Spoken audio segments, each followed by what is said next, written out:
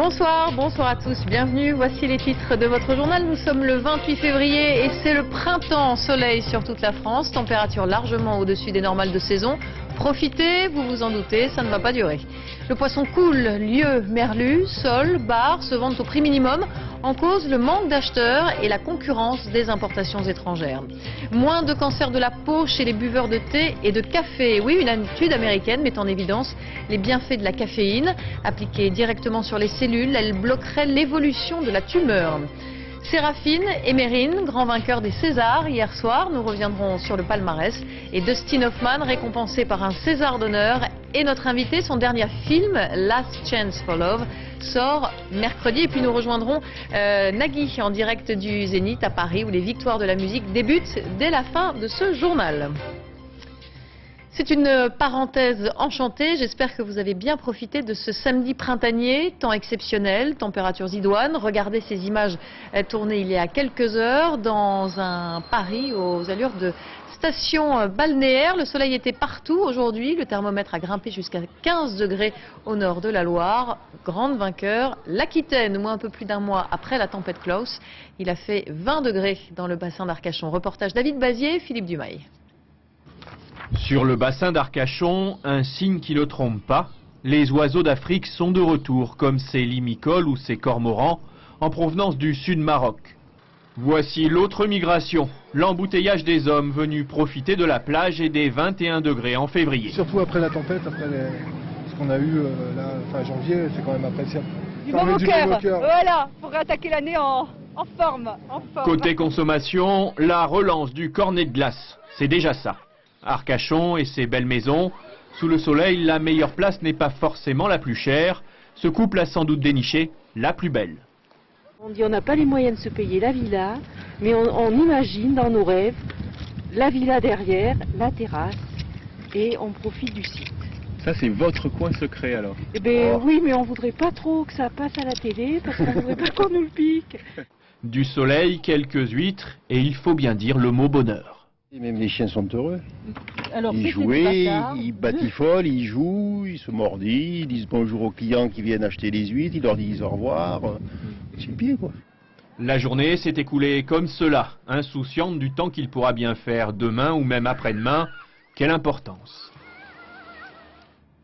En Guadeloupe, les négociations sur les salaires viennent de reprendre. L'accord signé est toujours rejeté par une partie du patronat. Néanmoins, la vie reprend tout doucement. Mais pendant que les rideaux de fer étaient baissés, les petits commerces se sont installés dans la rue, à Pointe-à-Pitre. On vient maintenant de toute l'île faire ses courses sur les étals d'un marché improvisé. Julien Beaumont et José Boulestex sont nos envoyés spéciaux. Marché improvisé. Nous sommes aux abîmes, mais beaucoup ont fait des kilomètres pour venir ici. Profitez, faites des affaires à l'initiative de la ville des abîmes. Des légumes moins chers qu'en grande surface. Cela fait longtemps que la Guadeloupe n'avait pas connu de tels prix. Ça fait du bien en porte-monnaie. Il faudrait que ces marchés, je pense, perdurent dans le temps. Ça, ce serait bien. Voilà, ça manque. Un marché politique. En fond sonore, le refrain chanté pendant les négociations. Quant au prix, ils sont contrôlés par le collectif syndical LKP. On fait un prix LKP, quoi. Ouais. Comme c'est la crise, pour éviter, comme LKP a dit, pour éviter d'aller chez les gros, donc on fait un prix LKP. 6 semaines de conflits qui ont modifié les habitudes de consommation. En délaissant les produits importés, certains habitants disent redécouvrir leur île. Avant j'allais au supermarché, mais depuis la grève, j'ai réappris à refaire mon marché. Oui, quoi. les Guadeloupéens ont compris maintenant qu'il faut faire confiance aux producteurs locaux, qui leur offrent de la qualité, de la régularité, des produits frais et des prix. Dans ce climat de reprise générale, la Poste a annoncé la réouverture progressive de ses bureaux. Dès lundi, banques et courriers devraient retrouver un service quasi normal. Alors vous le savez, cela fera bientôt 6 semaines que la grève générale a débuté, un mouvement pour protester contre le coût de la vie extrêmement élevé dans les Antilles et qui s'explique structurellement par l'exiguïté du marché et l'éloignement avec la métropole notamment. Romain Bouty. Dans les rues de Pointe-à-Pitre ou les magasins à Fort-de-France, depuis un mois, elle cristallise la colère des manifestants. La vie chère. Les prix sont trop chers. On a vu que les produits surgelés coûtent cher et les produits frais coûtent encore plus cher. Ici, dans les rayons, les prix sont exorbitants. Ce paquet de riz, vendu 2,60 € en métropole, affiche 5,12 € à Pointe-à-Pitre. Ou encore ce pack d'eau, vendu 97% plus cher qu'en métropole. Alors, comment justifier de tels écarts? Première explication, le coût du transport. Comme tout est importé, les containers reviendront vides et sont donc facturés très cher, 3 000 €. Il y a aussi les taxes, taxes portuaires, taxes maritimes et l'octroi de mer. Mais ce n'est pas tout. Il y a une situation qui est une situation de quasi-monopole, puisque ce sont les mêmes familles, les mêmes entreprises, les mêmes cousinages, si vous préférez, économiques ou cousinage réel d'ailleurs, qui détiennent les entreprises d'import-export et les entreprises de la distribution. Quand on est à deux, il n'y a pas de concurrence. Parmi ces familles, celle des Békés, les descendants des colons européens. Loin de détenir toutes les enseignes, elles possèdent les plus importantes. Exemple avec le groupe Ayotte, 500 entreprises, de Renault à Carrefour en passant par Monsieur Bricolage. En Martinique, 43% des magasins lui appartiennent, alors que la loi fixe le seuil à 25% par entrepreneur. Une situation amenée à changer. Yves Gégaud a récemment saisi l'autorité de la concurrence. Elle devrait rendre son rapport avant l'été. Et cet après-midi, plusieurs milliers de personnes se sont réunies place de la Nation à Paris en soutien au peuple des Antilles, ont-ils clamé. Des personnalités politiques d'extrême gauche étaient présentes, notamment Arlette Laguillet ou encore Olivier Besancenot, tout juste revenu d'outre-mer. Une scène a été installée sur la place où des artistes et des responsables syndicaux doivent se succéder toute la soirée. Le vague à l'âme des pêcheurs, les ventes de poissons et coquillages sont en chute libre. Pourtant, la pêche est bonne, mais les consommateurs trouvent les prix trop chers en ces temps de crise. Il faut remonter aux années 80 pour retrouver une situation identique. Julien Dupéret, Johan Nertombe. 40 tonnes de coquilles Saint-Jacques fraîches qui finissent à la poubelle. C'était cette semaine en Normandie, faute d'acheteurs. Sur tout le littoral français, même constat. Au port d'Erquy, dans les Côtes-d'Armor, la coquille se vend moins et surtout moins cher. 2 € le kilo, les pêcheurs souffrent. Il y a quand même pas mal de bateaux qui sont plus ou moins dans le rouge, quoi. Donc arriver en fin de campagne de coquilles Saint-Jacques, c'est quand même assez grave, quoi. À la criée de Noirmoutier, bonne pêche, mais mauvaise pioche. Des 7 tonnes de poissons sortis de l'eau en fin de semaine, 2 tonnes n'ont pas trouvé preneur. Ce sont ce qu'on appelle des invendus, donc c'est des produits qui ont été retirés du marché et donc elles sont destinées à la congélation. Pour ces pêcheurs de sol, difficile de comprendre pourquoi les poissonniers ne baissent pas leur prix afin de relancer la consommation. À l'heure actuelle, en criée, elle est à 7,50. On devrait pouvoir la trouver entre 11 et 13 €. Au-dessus, c'est voler le consommateur. C'est nous voler déjà nous, les producteurs.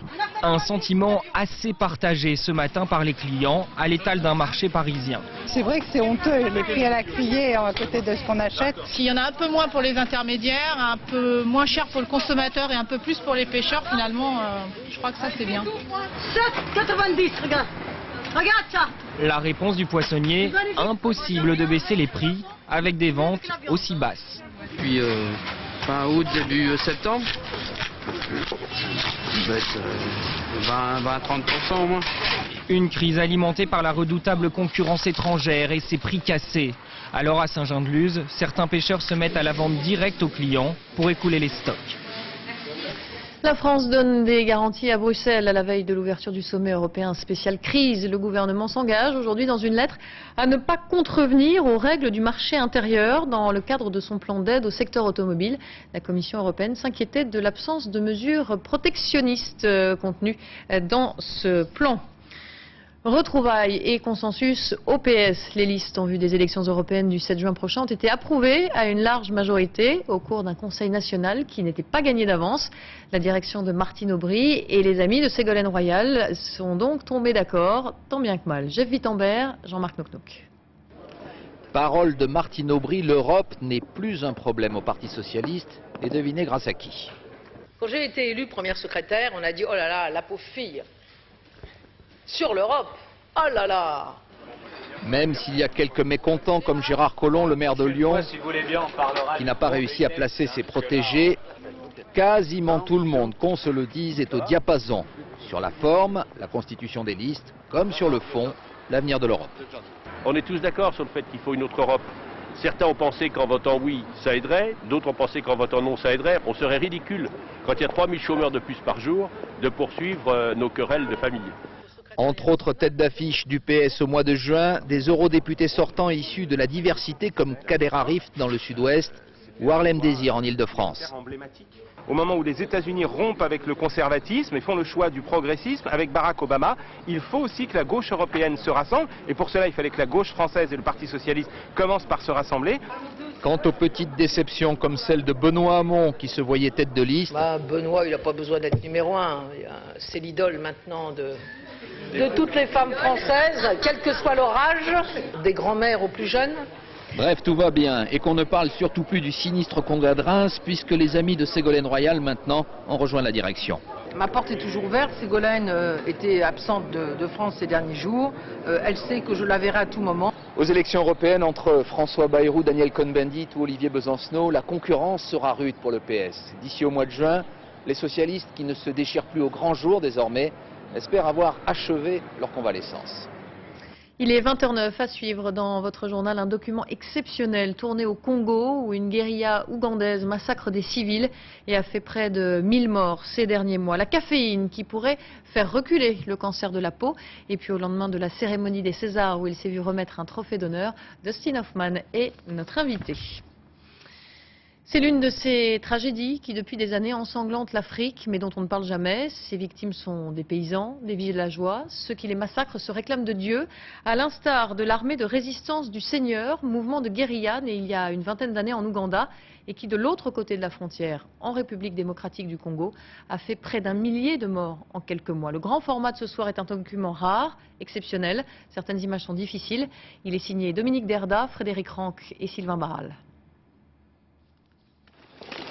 La région est l'une des plus dangereuses d'Afrique. Pas question de s'y aventurer sans une escorte lourdement armée. Ces hommes sont des soldats des forces congolaises, à leur côté des militaires ougandais. Depuis la mi-décembre, ils combattent un ennemi commun, un mouvement de guérilla qui sème sur son passage la terreur et la désolation.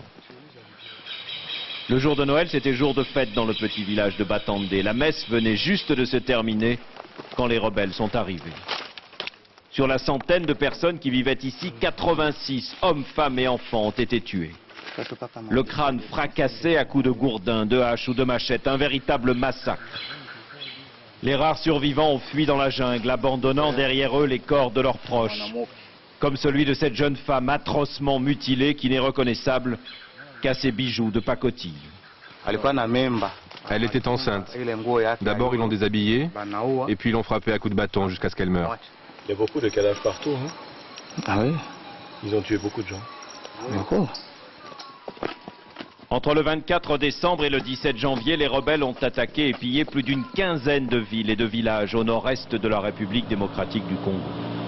865 personnes au moins ont été abattues et 160 enfants arrachés à leurs parents.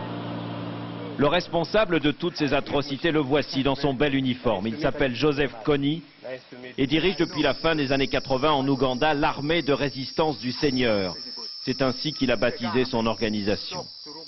Son objectif, dit-il, est d'instaurer dans son pays un régime basé sur les 10 commandements.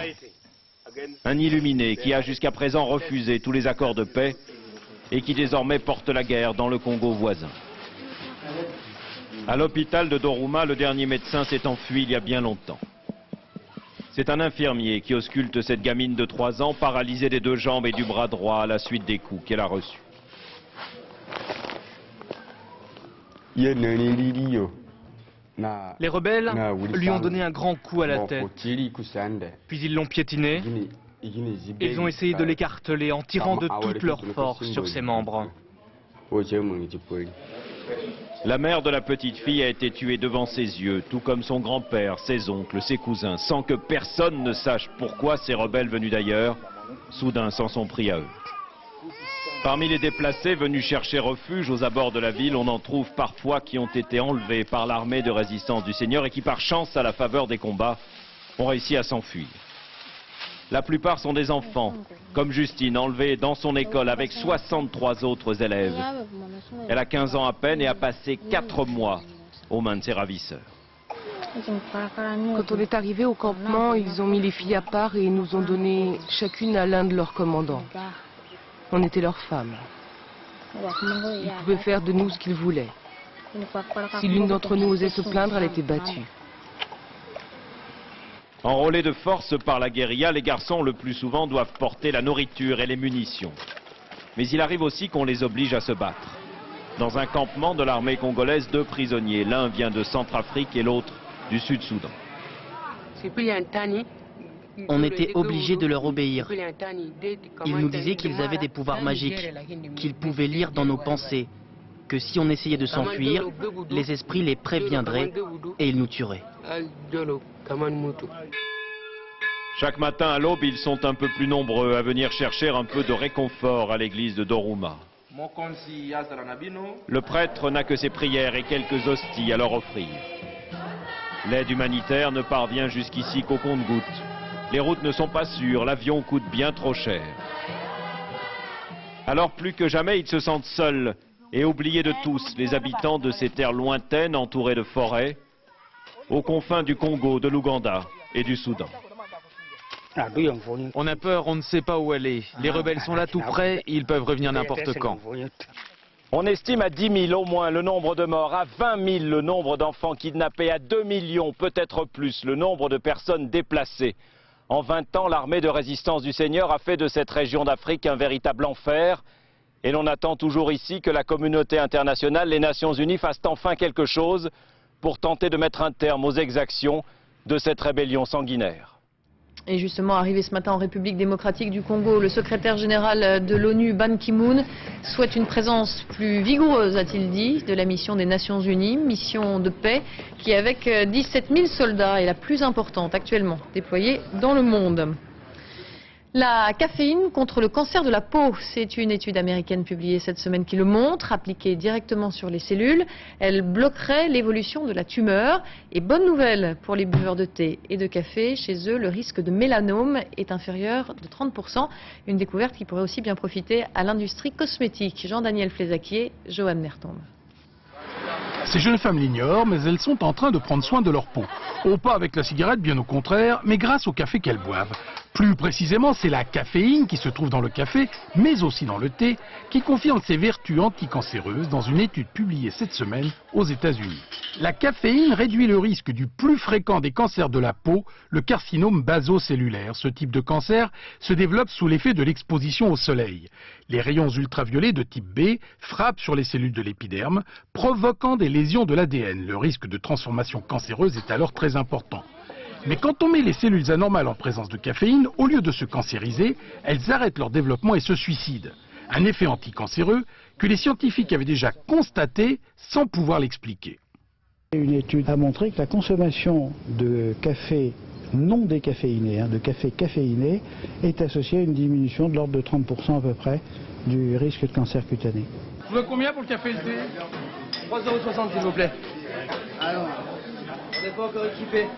Oh pardon, une erreur due au fait que l'on parle déjà de la mise au point de crème solaire et de lait après soleil à base de caféine. La filière viticole est en colère. La ministre de la Santé, Roselyne Bachelot, voudrait interdire la distribution d'alcool dans un contexte promotionnel, notamment dans les fameux open bars prisés par les jeunes. Les vignerons, eux, craignent que cela aboutisse à terme à la prohibition de leur dégustation gratuite qui attire le client. Nicolas Lemarinier, Mathieu Nivenglowski. Allez, vous demandez ça. Pas de salon de l'agriculture sans dégustation gratuite. Super, c'est très bon. Hein. Mais le petit verre de rouge à l'œil pourrait bien disparaître. L'article 24 du projet de loi sur la santé prévoit l'interdiction d'offrir gratuitement de l'alcool dans un but promotionnel au nom de la lutte contre l'alcoolisme. Pour les producteurs de vin, c'est un procès d'intention. Si ça passe, je pense qu'il y aura une rébellion nationale. Les gens qui viennent goûter nos vins, ce sont des gens, des clients, des gens connaisseurs, des gens avertis. C'est d'abord et avant tout pour découvrir des vins peut-être que je ne connais pas, d'autres produits que je ne connais pas, et puis aussi le côté convivial de la chose. Colère chez les producteurs et les cavistes pour qui faire goûter, c'est une partie de l'acte de vente.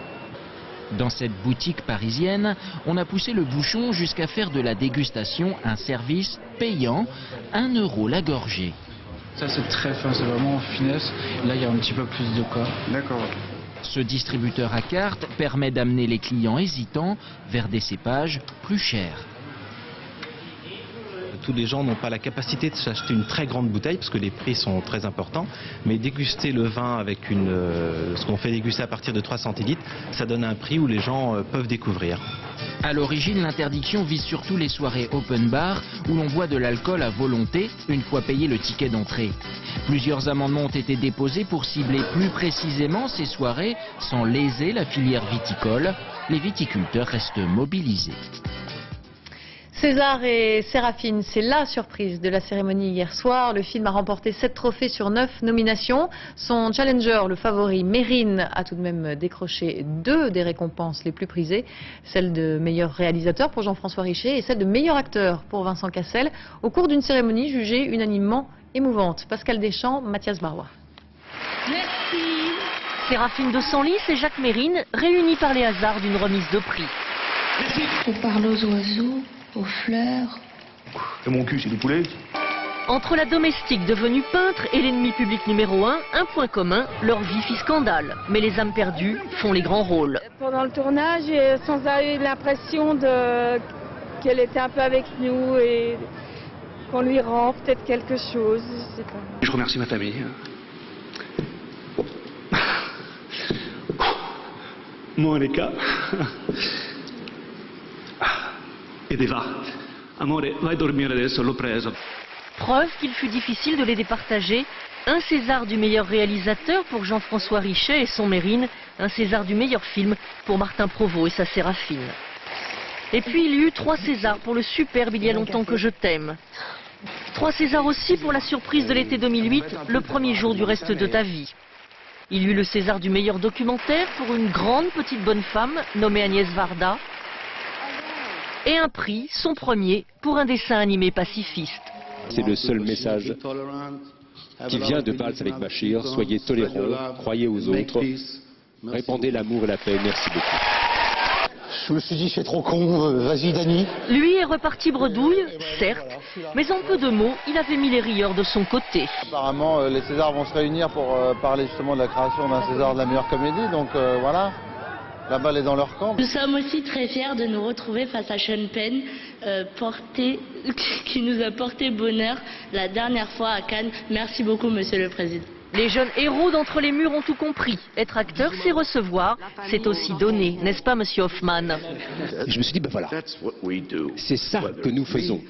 Que ce soit moi, ou Sean, ou n'importe lequel d'entre nous, nous voulons vous rendre heureux.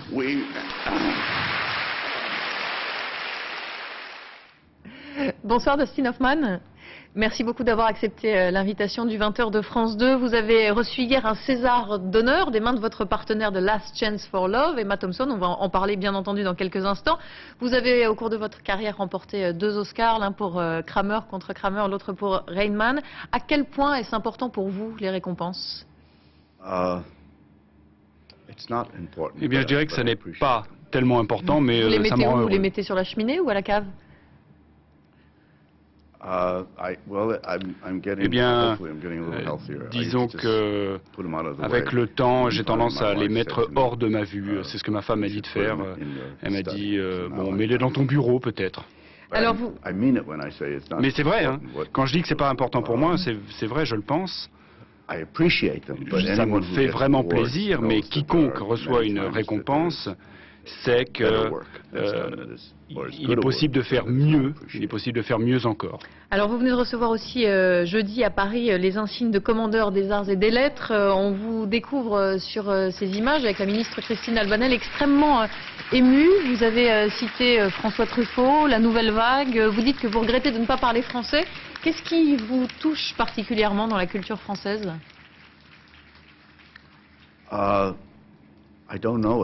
Je ne sais pas, peut-être le fait que je ne connaisse pas la culture française. Je ne la connais pas du tout, cette culture. Et il faut bien voir que moi, je n'ai pas grandi dans un environnement marqué par la culture. J'avais des parents qui n'étaient pas des gens très cultivés, ils n'avaient probablement quasiment jamais lu le moindre livre. J'ai vu mon premier film très tard, on n'a jamais parlé de livres, de littérature à la maison. C'est uniquement quand j'ai commencé mes études, quand j'ai commencé à jouer, que là, je me suis dit que c'était quelque chose d'intéressant. C'était au moment de la nouvelle vague française et là ça a été une nouvelle expérience pour moi Et mon jeu d'acteur était lié à cela, notamment aux films de cette époque, parce que c'était des films qui étaient marqués par la spécificité, la singularité de ce moment de l'histoire, qui était un moment éminemment important. Et ensuite, ça a explosé. Et donc, c'est dans le détail qu'on a vu tout ça, et c'est comme ça qu'on m'a enseigné mon jeu d'acteur. Donc, j'ai été très touché, très ému même lorsque j'ai reçu cette récompense, parce que ça me renvoyait une autre image de moi-même. Je disais que les Français étaient conscients de ce que je faisais, et moi, ça avait eu un impact, la France, sur mes... Alors, Last Chance for Love sort sur nos écrans mercredi prochain. C'est avec Emma Thompson, un film sur l'amour après 40 ans, le concept de refaire sa vie. On regarde un extrait tout de suite et on en reparle juste après avec notre invité Dustin Hoffman. Je dois vous avouer que c'est un soulagement de trouver quelqu'un qui vous dit réellement ce qu'il ressent et ce qu'il pense. Particulièrement dans un endroit qui est censé être... enfin... british, anglish, tout en retenue. Non, vous n'êtes pas au courant. On a changé. Depuis la mort de Diana, on est tous dans le grand déballage émotionnel. Vous, les Américains, vous nous avez montré la voie. Fini notre flegme légendaire. Ah bon, c'était comment déjà? Quoi? Cet air pincé. Ah, je sais pas trop, c'est du genre... il faut crisper la mâchoire. Crisper la mâchoire? Oui, je crois, vous savez... vous voyez, quand on pleure, on a la lèvre qui tremble, et quand il est fort, elle bouge plus. Comme ça? Non, ça ressemble plus à un bulldog. Non, faites pas ça, on dirait que vous n'avez plus de dents. Qu'est-ce que vous voulez que je vous dise? C'est ma première tentative de crispage de mâchoire. Qu'est-ce qui est... Une sorte de tension dans la lèvre. Qui fait ça? Les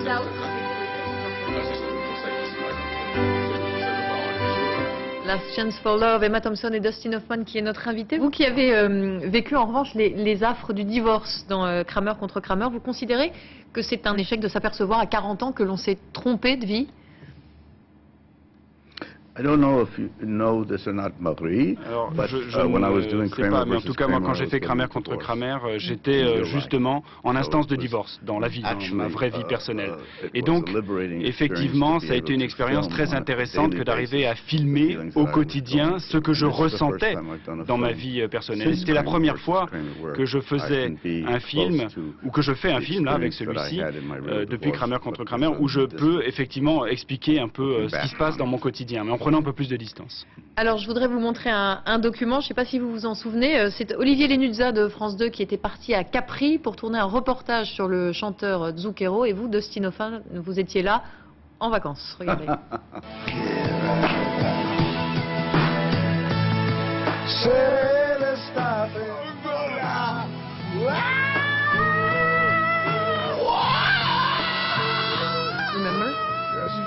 Vous vous souvenez? Yes, very much. Absolument, oui, très bien. Mais en fait, vous avez beaucoup d'humour, vous aimez beaucoup plaisanter. J'ai vu pas mal de choses sur Internet où on vous voit rire, plaisanter, taquiner les gens. La productrice du film, Last Chance for Love, dit que vous jouez d'ailleurs tous les registres avec beaucoup de facilité. C'est vrai, ce n'est ni un effort, ni une souffrance? No, it's not an effort. Non, je fais ça comme ça, très facilement, sans faire d'effort. Mais ce qui m'intéresse, c'est de faire quelque chose, de faire la chose à laquelle je suis le pire au monde, à savoir chanter. Moi, je suis incapable de chanter, mais chanter, j'adore ça pour autant. Je sais que c'est horrible ce que je fais, mais ça me plaît, je m'éclate. Bah, ça nous éclate aussi. Alors, Dustin Hoffman, dernière question. On vous a vu à l'investiture de Barack Obama. Yes, he can. Well, yes, he has. Oui, effectivement, je pense qu'il l'a fait, il a réussi, il peut le faire, il va le faire, je le soutiens. C'est quelqu'un d'excellent et mon sentiment, c'est que le monde partage ce que je pense d'ailleurs, c'est qu'il s'intéresse aux gens. Et ça, c'est très important. C'est la chose la plus importante. Plutôt que de gagner de nouvelles terres, de nouveaux territoires, avoir davantage de pouvoir, d'argent, manipuler les gens. Non, lui, ce qui l'intéresse, c'est les gens. Maintenant, est-ce qu'il peut changer la face du monde? Ça, je ne sais pas. En aussi peu de temps, ça me semble difficile. Last Chance for Love, il sort en salle mercredi. Thanks a lot for coming. Merci beaucoup, Dustin Hoffman, d'avoir accepté notre invitation. Voilà, entretien réalisé il y a quelques heures et j'ajoute que Dustin Hoffman sera l'invité exceptionnel de Michel Drucker demain dans Vivement dimanche prochain. Rugby et à l'instant victoire sur le fil de l'Irlande sur l'Angleterre en tournoi Destination, victoire 14-13. On va revoir l'essai marqué par Brian O'Driscoll. L'Irlande qui est désormais la seule équipe capable de réaliser le Grand Chelem puisque je le rappelle, hier soir les Gallois ont été stoppés net dans leur course vers un deuxième Grand Chelem d'affilée par le 15 de France, score 21-16. C'est un sans faute de la défense des Bleus hier soir. Voilà. Et dans moins de 5 minutes, débutera en direct sur France 2 la cérémonie de remise des victoires de la musique. Producteur et maître de cérémonie, bonsoir Nagui, vous êtes en direct du Zénith. Alors mettez-nous l'eau à la bouche, quels sont les artistes qui vont faire le show cette année ? Les meilleurs, Marie, les meilleurs, ils seront là, les meilleurs de la musique et de la variété française seront présents au Zénith. On est en direct, c'est la 24e édition, nous sommes en train de préparer et c'est en plein préparatif. Donc on n'attend plus que vous. Ici au Zénith, il y aura évidemment une star, une surprise pour ouvrir cette émission. Une star qui a un succès mondial et qui a l'oreille musicale, je vous promets, voire deux. A tout de suite, Nagui, pour les victoires de la musique. En direct sur France 2, depuis le Zénith. Pour l'information, j'aurai, je l'espère, le plaisir de vous retrouver demain à 13h et à 20h. Excellente soirée sur France 2. Merci de votre attention.